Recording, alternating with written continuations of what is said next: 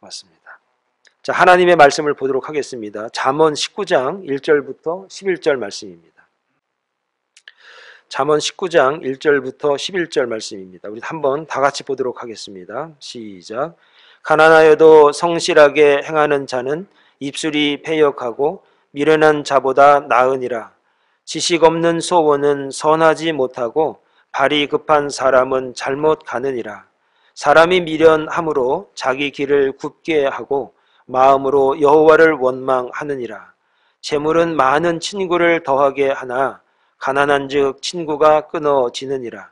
거짓 증인은 벌을 면하지 못할 것이요 거짓말을 하는 자도 피하지 못하리라. 너그러운 사람에게는 은혜를 구하는 자가 많고 선물 주기를 좋아하는 자에게는 사람마다 친구가 되느니라. 가난한 자는 그의 형제들에게도 미움을 받거든 하물며 친구야 그를 멀리하지 아니하겠느냐. 따라가며 말하려 할지라도 그들이 없어졌으리라. 지혜를 얻는 자는 자기 영혼을 사랑하고 명철을 지키는 자는 복을 얻느니라. 거짓 증인은 벌을 면하지 못할 것이요 거짓말을 뱉는 자는 망할 것이니라. 미련한 자가 사치하는 것이 적당하지 못하거든 하물며 종이 방백을 다스림이랴. 노하기를 더디하는 것이 사람의 슬기요 허물을 용서하는 것이 자기의 영광이니라. 아멘. 거룩하신 하나님 은혜를 감사합니다. 주 예수 그리스도로 말미암아 이 땅의 평화가 또 우리의 마음과 신앙 가운데 평화가 우리 삶 가운데 평화가 충만케 하심을 감사합니다. 드려진 찬양을 통하여서 하나님 영광 받으시고 이 시간 성령 하나님 은혜를 더하여 주시옵소서. 예수님의 이름으로 기도합니다. 아멘. 할렐루야. 지난주에도 말씀을 드렸습니다. 어떻게 살 것인가 네 번째 말씀을 드리면서 명철한 사람의 입은 깊은 물과 같다라고 말씀을 드렸습니다. 그래서 사람의 속은 잘 모른다. 하나님의 말씀만이 오늘 우리에게 있어야 한다라고 말씀을 드렸습니다. 여호와의 이름은 견고한 망대라 그랬습니다. 그래서 그 하나님의 이름 앞에 하나님 앞에 피하는 자들이 가장 안전하다라는 것을 말씀을 드렸습니다. 아내를 얻는 자가 복을 얻는다. 좋은 아내를 얻는 자가 복을 얻는다. 좋은 아내는 누구냐? 여호와를 경외하는 자라 말씀을 드렸습니다. 어떤 친구는 형제보다 친밀합니다. 그래서 우리가 이민생활하면서 이웃을 정말 사랑하고 정말 이웃이 형제보다 더 가까워질 수 있는 친근함을 느낄 수 있는 그런 관계와 믿음을 우리가 한번 가져야 한다라고 말씀을 드렸습니다. 오늘은 다섯 번째 말씀으로 19장에 흐르는 중요한 내용은 선입니다. 선. 선이라고 하는 것은 하나님의 속성입니다. 하나님이 선이시기 때문에 하나님으로부터 나오는 것이 선한 겁니다. 하나님은 선한 것을 내시지 악을 내시는 분은 아닙니다. 그러므로 하나님 안에 있을 때 우리가 선할 수 있습니다. 하나님의 은혜가 우리 안에 있을 때 우리가 선할 수 있습니다. 때문에 선을 추구한다는 것은 하나님의 속성에 근거한 삶을 우리가 얼마나 살아가느냐가 중요한 겁니다. 그러나 우리들이 선을 이루거나 완성할 수는 없습니다. 우리는 하나님이 아니기 때문입니다. 그런데 우리에게 선을 말씀하고 있습니다. 이것은 우리는 선하지 않지만 선하신 하나님이 우리와 함께하는 은혜가 있으므로 우리가 선한 모습을 선한 하나님을 우리가 증거할 수가 있는 것입니다. 그 하나님의 은혜를 우리는 지혜라 말합니다. 이 지혜는 예수 그리스도를 구주로 영접하는 자들에게 주시는 하나님의 놀라운 축복이라고 말씀하고 있습니다. 그러므로 하나님이 주시는 지혜로 선을 이루어가는 것이 오늘 저와 여러분들이 살아가는 삶의 가장 중요한 모습이 되는 것입니다. 오늘 잠언 19장에서는 그러한 선한 삶을 살아가는 사람들에게 나타나는 몇 가지 중요한 특징들이 있는데 첫 번째 특징이 무엇이냐? 성실합니다. 자, 1절의 말씀에 이런 말이 있습니다. 가난하여도 성실하게 행하는 자는 입술이 패역하고 미련한 자보다 나으니라. 이렇게 말씀하고 있습니다. 여러분, 성경은 가난을 칭송하지 않습니다. 내가 하나님을 믿는 사람인데 가난합니다. 그런데 그 가난을 칭송하는 책이 성경의 말씀이 아닙니다. 하나님은 가난하게 되는 비결에 대해서 아낌없이 말씀합니다. 왜 가난한지, 왜 가난하게 되는지를 성경 구석구석에 말씀하시는데 잠언 6장 6절에 보면 게으른 자여 개미에게서 배우라 라고도 말씀하셨습니다. 왜 가난한 줄 아는가? 게으르기 때문에, 놀기 때문에, 부지런하지 않기 때문에 일할 때 놀고 또 남들이 놀아야 될 때 또 일한다 그러니까 일거리는 또 없고 이러니까 가난하게 된다라는 겁니다. 여러분, 성경은 가난을 칭송하지 않습니다. 성경은 가난에 대해서 잘했다라고 말하지 않습니다. 가난한 것에 대해서 상을 주려고 하지 않습니다. 오늘 본문에서도 4절에 이렇게 말합니다. 가난한 즉 친구가 끊어지느니라 라고 말하고 있습니다. 1절과 4절의 말씀을 비교해 보면 가난하게 된 이유를 말씀하고 있는데 성실이라고 하는 것이 빠져 있습니다. 여러분, 친구들도 게으르고 삶의 의욕이 없으니까 함께 있으면 도움이 되지 못하는 정도가 아니라 큰 짐이 되지 않습니까? 그러니까 친구들이 점점점 줄어드는 겁니다. 아마 이런 경험들은 여러분들이 살면서 아마 한두 번 하지 않았을까 생각이 됩니다. 내가 돈이 있고 잘 베풀고 잘 사주고 이럴 때는 전화도 오고 만나자 그러고 많이 그러지 않습니까? 그런데 뭐가 잘 안 되고 돈이 없고 이러면은 전화도 오지 않고 어떻게 그런 이야기는 다 아는지 발이 뚝 끊어지게 되는 경우를 아마 많이 경험하셨을 겁니다. 여러분, 가난이라고 하는 것은 오늘 우리에게 상이 아닙니다. 그렇다고 해서 가난한 게 죄냐? 죄도 또한 아닙니다. 오늘 말씀이 우리에게 주는 이야기가 참 귀합니다. 오늘 저와 여러분들이 내가 지금 가난해서, 그런데 내가 지금 부자가 되어서 그 모든 것들이 다 칭송받자고 하는 것은 분명히 아닐 겁니다. 오늘 1절의 말씀이 이렇게 시작을 합니다. 가난하여도 성실하게 행하는 자는, 가난하여도, 이렇게 말씀이 시작이 됩니다. 이렇게 시작하는 것은 가난이 오늘 우리에게 핑계가 되면 안 된다는 겁니다. 내가 왜 가난한 줄, 내가 왜 이렇게 못 사게 되는지, 내가 왜 이렇게 어려운지 아냐고, 내가 좋은 학교를 못 나와서, 내가 사업에 실패를 해서, 내가 좋은 친구를 못 만나서, 내가 사업에 투자를 했는데 그게 시대를 잘 못하고 나서, 뭐 이러면서 우리에게 여러 가지 핑계를 많이 대지 않습니까? 오늘 1절에 나와 있는 가난하여도 라고 하는 이 말은 핑계에 관해서 오늘 우리에게 말하고 있는 겁니다. 핑계를 대거든, 핑계를 대려면은 이런 얘기를 하는 겁니다. 여러분, 우리 주변에 어려운데 돕고 싶은 사람이 있습니다. 그런데 어려워도 돕고 싶지 않은 사람도 있습니다. 여러분, 어려운 줄 아는데 도와야겠다라는 마음이 있습니다. 그런데 어려운 줄 압니다. 그런데 내버려 둬, 그냥 내버려 두라고, 말하지 말고 그냥 내버려 두라고 하는 경우도 있는 겁니다. 왜 그러느냐?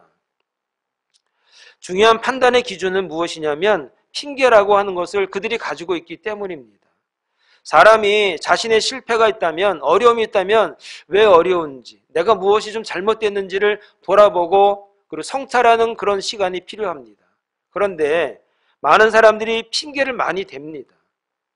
내가 이렇게 된 것은 사람을 잘못 만나가지고, 딱 내가 그때 뭐 이러면서 여러 가지 핑계들이 오늘 우리에게 굉장히 많다는 겁니다. 핑계가 있는 사람은 없는 핑계도 생기더라 이 말입니다. 핑계를 좋아하는 사람은 핑계를 또 핑계합니다. 그런 유형의 사람은 사실 성실함에 문제가 있다는 것을 오늘 성경이 오늘 우리에게 지적하고 있는 것입니다. 여러분, 그가 지금은 비록 가난한 처지에 있지만 그의 성실함과 근면함을 보면 후에 분명 지금과 같은 모습은 아닐 거라는 정도는 오늘 우리 모두가 예측을 할 수 있지 않습니까? 그런 친구를 보고 싶고 돕고 싶은 겁니다.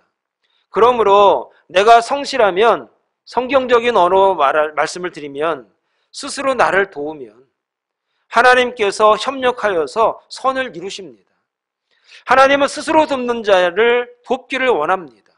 성실하게 자신의 실패를 딛고 일어나려고 노력하는 사람, 지금은 실패가 있어서 어려움이 있어서 가난하고 없고 누군가가 도와주지 않으면 안 되는 처지이지만, 그러나 열심히 스스로 도우면, 열심히 성실하면 하나님이 도와주시는 겁니다.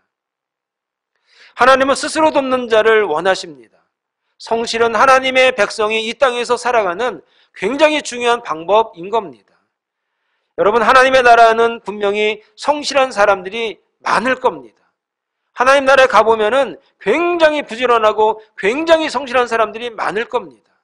누구 핑계대거나 누구 때문이라고 핑계대는 것이 아니라 자기를 돌아보고 열심히 노력하고 극복하려고 하고, 그래서 하나님이 도와주시니까 감사한 마음으로 그들이 승리하기 때문에 얼마나 하나님 나라에 그들이 많을까라고 생각하게 됩니다. 여러분, 핑계의 반대말은 성실함입니다. 오늘 우리의 삶이 그동안에 얼마나 많은 핑계가 우리를 스스로 위로를 많이 했습니까? 저도 지난 시간을 가만히 생각해 보면 굉장히 핑계로 말미암아서 여기까지 온 것이다 라고 생각이 들 때가 참으로 많습니다. 그 핑계가 나를 더 위로하고 나를 더 만족을 시키고 나를 더 나태하게 만든다면, 이제 오늘 말씀을 통해서 핑계를 벗어나서 하나님 앞에 여러분 성실함으로 나갈 수 있는 그 믿음의 종들이 되기를 바랍니다. 여러분, 신앙생활도 핑계를 대기 시작하면 끝이 없습니다. 내가 기도하지 못하는 이유, 내가 교회 가지 못하는 이유, 내가 예배하지 못하는 이유를 대기 시작하면 한도 끝도 없습니다. 성실한 신앙생활은 하나님을 믿는 신앙생활 중에서 굉장히 중요합니다. 성실한 신앙생활은 그리스도인들 중에서, 그리스도인이라고 하는 그 말 중에서 굉장히 중요한 내용을 가지고 있습니다.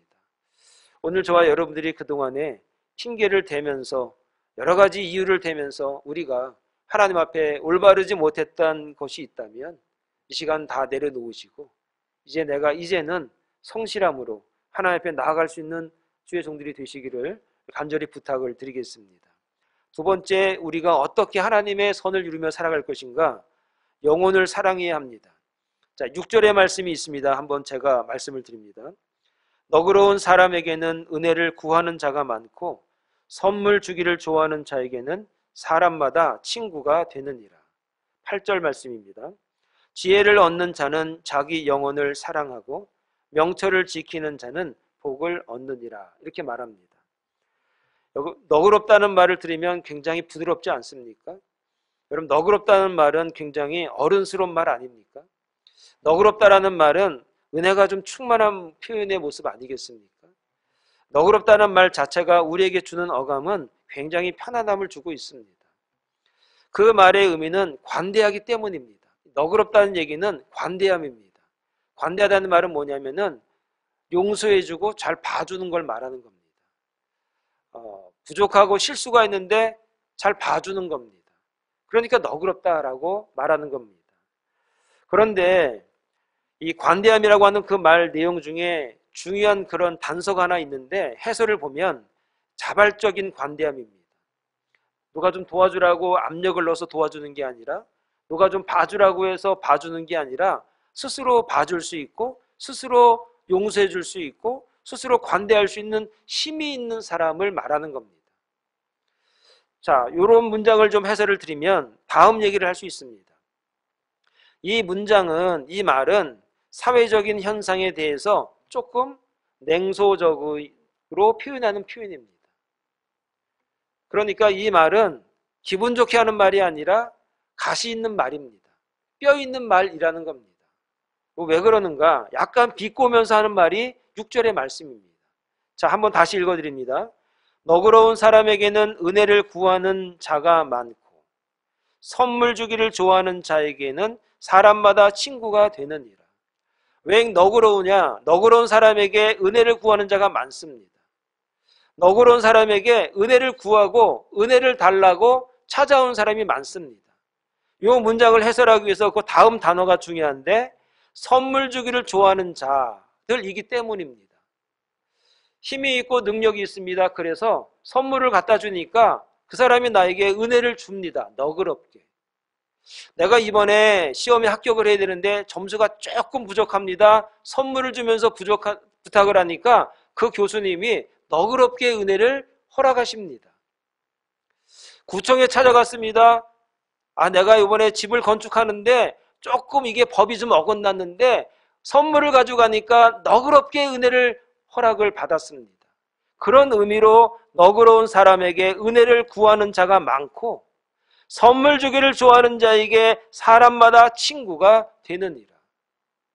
힘이 있는 자가 있습니다. 능력 있는 자가 있습니다. 그에게 가서 너그러움을, 은혜를 구하면 그가 은혜를 줄 수 있는 능력이 있습니다.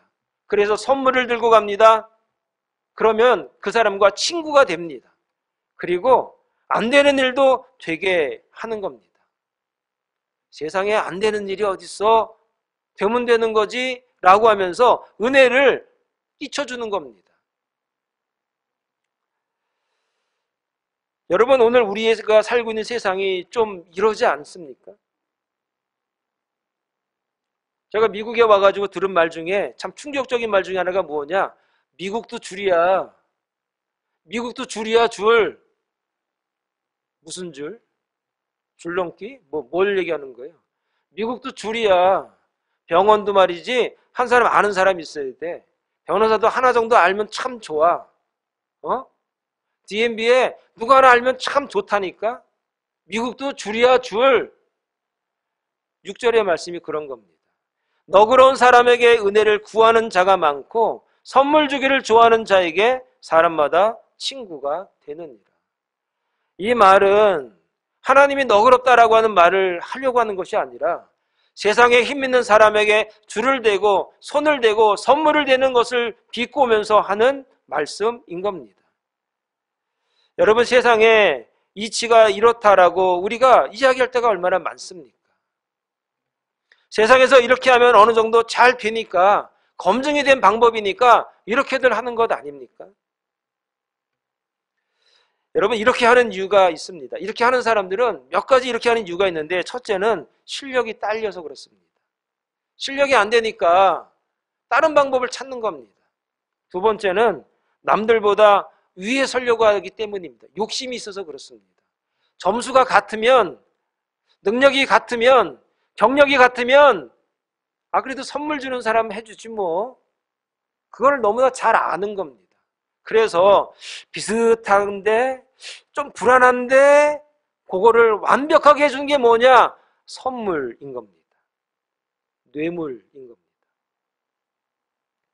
이런 사람들은 세 번째로 사람들이 상처를 받아도 큰 감정의 유동이 없습니다. 내가 상처받지 않고 내가 피해가 없으면 남들은 얼마든지 상처받고 얼마든지 어려워도 큰 문제가 되지 않습니다. 애정이 없는 것입니다. 네 번째는 존경받는 것을 포기한 사람들입니다. 나중에 다 밝혀지고 당신 이랬어? 근데 왜? 어쩌라고? 나만 그랬어? 다 그랬는데 존경받는 것을 포기하는 겁니다. 여러분, 그리스도인들에게는 이런 모습은 신앙과 양심을 파는 것 아니겠습니까? 내가 하나님의 백성임에도 불구하고 너그러운 사람에게 은혜를 구한다면, 선물을 주기를 좋아한다면 어떻게 보면 신앙을 파는 것이고 하나님의 백성이라고 하는 그 이름을 파는 것 아니겠습니까? 그럼 8절의 말씀이 중요하지 않습니까? 그럼 8절에는 우리에게 어떻게 하라고 하는 겁니까? 지혜를 얻는 자가 되라는 겁니다. 그리고 명철을 지키는 자가 되라는 겁니다. 지혜를 얻는 자가 되고 명철을 지키는 자가 되라는 겁니다. 왜 그러는가? 자기 영혼을 사랑하는 사람은 그렇게 한다는 겁니다. 지혜를 얻는 자는 자기 영혼을 사랑하고 명철을 지키는 자는 복을 얻느니라. 우리는 지혜를 얻어야 됩니다. 우리의 명철을 지켜야 됩니다. 얻고 지켜야 됩니다.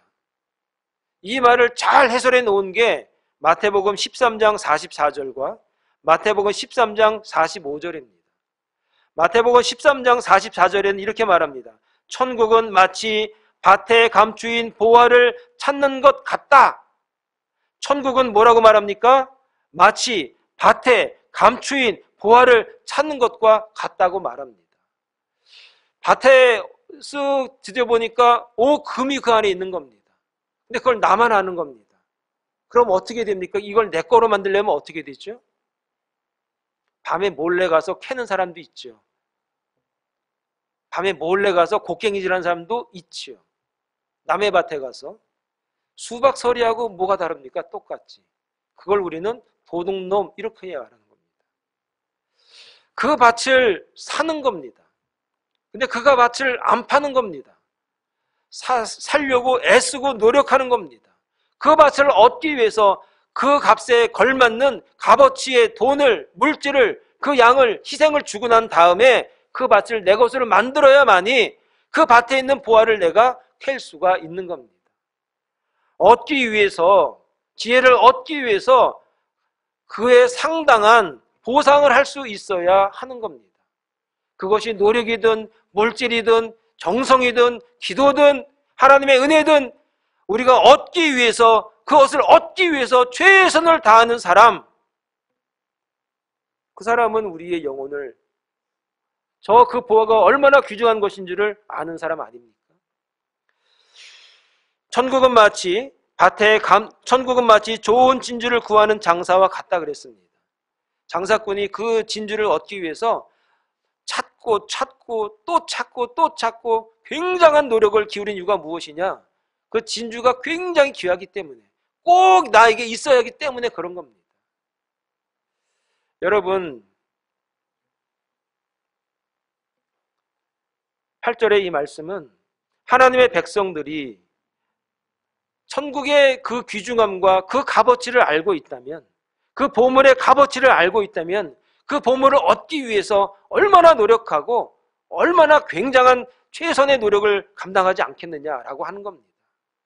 내 영혼의 값어치를 알고 있다면, 이 영혼을 위해서 우리가 얼마나 큰 노력을 기울일 수 있어야 한다는 겁니다. 여러분, 자기 영혼을 사랑하는 사람들이 되시기 바랍니다. 내 영혼의 값어치를 좀 아시기 바랍니다. 우리 영혼의 값어치는 예수 그리스도께서 굉장히 귀하기 때문에 우리를 위해서, 우리를 구원하시기 위해서 자기 생명을 바치게 하나님께서 하셨습니다. 하나님이 자기 아들을 죽이면서까지 우리의 영혼에 대한 값어치를 알고 계시기 때문에 그렇게 하신 겁니다. 여러분의 영혼이 얼마나 큰 값어치가 있는지 여러분 모르십니까? 함부로 세상과 결탁을 해서 그 값싼 이익을 위해서, 그 값싼, 이 세상에서 먹고 없어질 그 값싼 것 때문에 오늘 저와 여러분들의 영혼을 바꾸면 안 되는 것 아닙니까? 그래서 하나님의 백성은 어떻게 하면 선을 추구하면서 이 땅에 살아가는가? 내 영혼의 값어치를 아는 겁니다. 여러분들의 영혼의 값어치를 아는 겁니다. 왜 전도해야 됩니까? 왜 말씀을 전해야 됩니까? 왜 선교사들이 자기 목숨을 담보로 해서 이 선교하러 전 세계로 뻗어나갑니까? 그 영혼의 값어치를 알기 때문에 그렇습니다. 생명의 값어치를 알기 때문에, 한 영혼의 값어치를 알기 때문에 그런 희생도 감당하려고 하는 겁니다. 나의 영혼을 담보로 세상에서 쉽다고 하는 방법을 찾기보다 내가 이렇게 귀한 존재인데, 나를 위해서 예수 그리스도께서 이렇게 귀하신 생명을 희생하시면서 나를 구원해 주셨는데 내가 값싸게 살면 안 돼야지. 내 값어치에 맞는, 걸맞는 인생이 돼야지.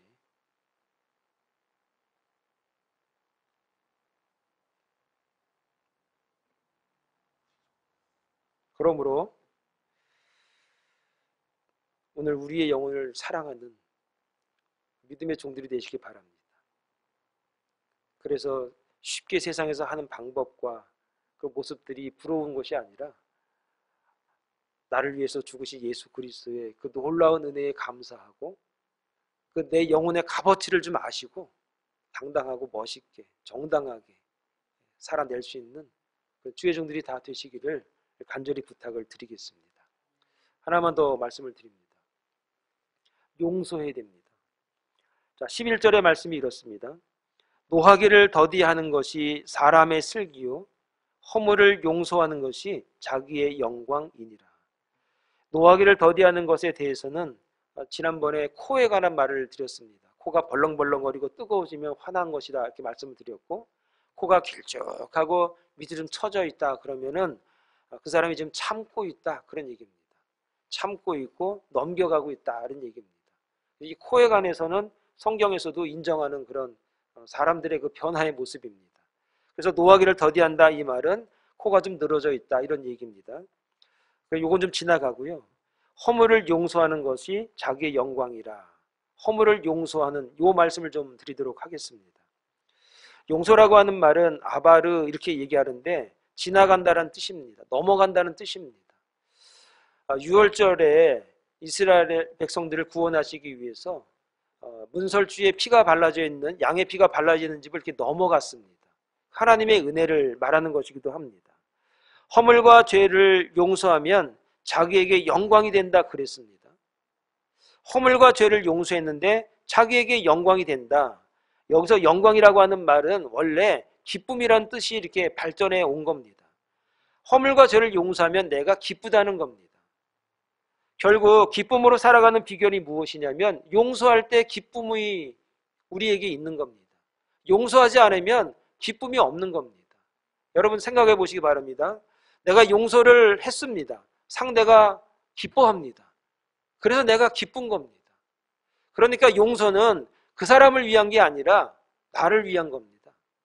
용서하라는 얘기는 무엇이냐면은 상대방이 안 됐잖아, 한번 봐줘 라고가 아니라 그 용서를 통해서 그 사람이 기뻐하고 즐거워하는 걸 통해서 내가 기쁜 거, 내가 좀 기뻐하기 위해서 용서하라는 겁니다.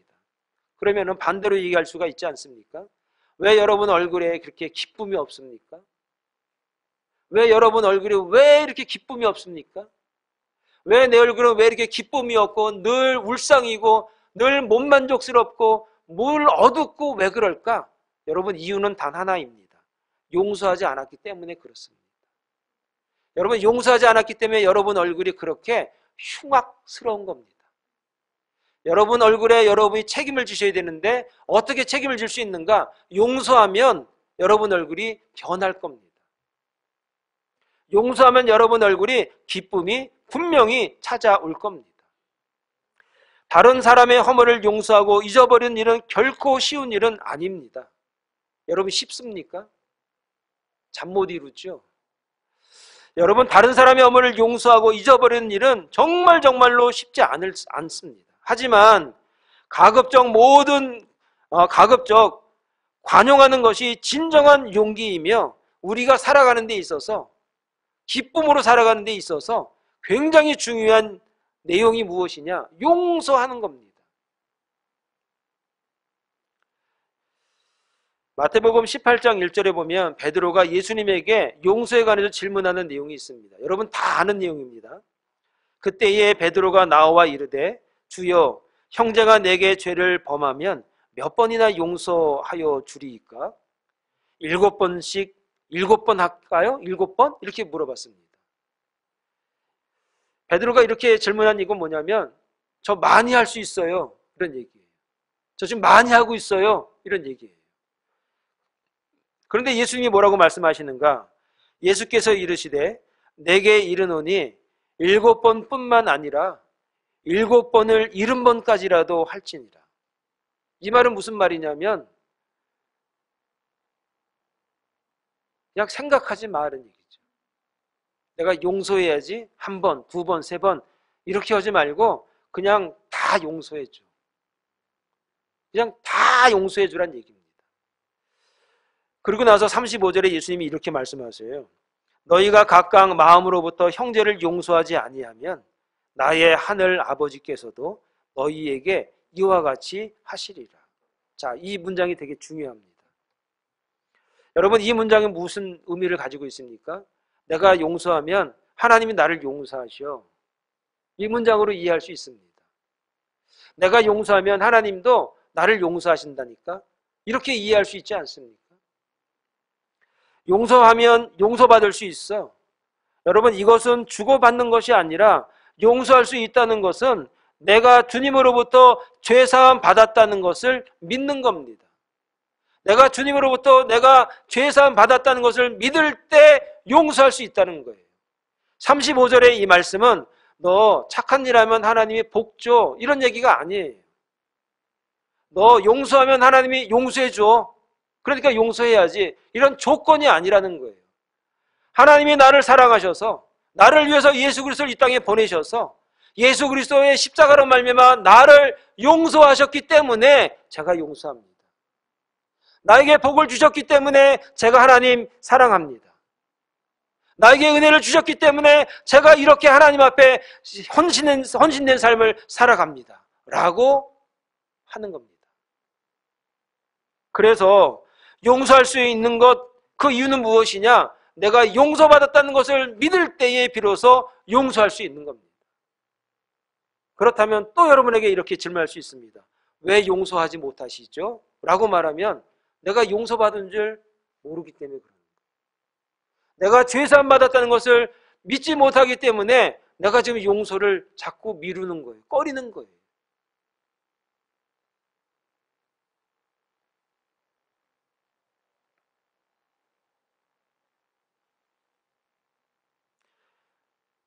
형제를 사랑하게 되는 증거는 무엇이냐?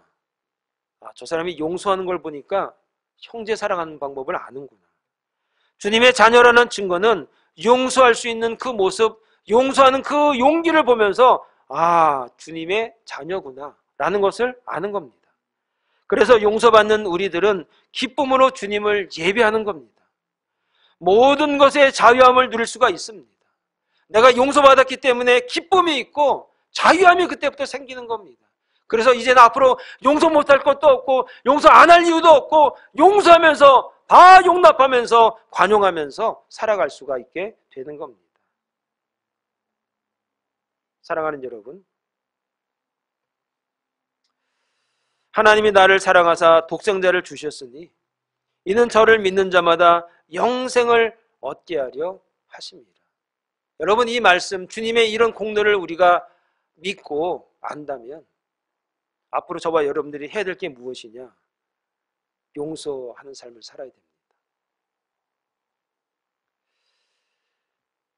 그래서 용서받는 자가 얼마나 기쁜지를 우리가 알려줘야 됩니다.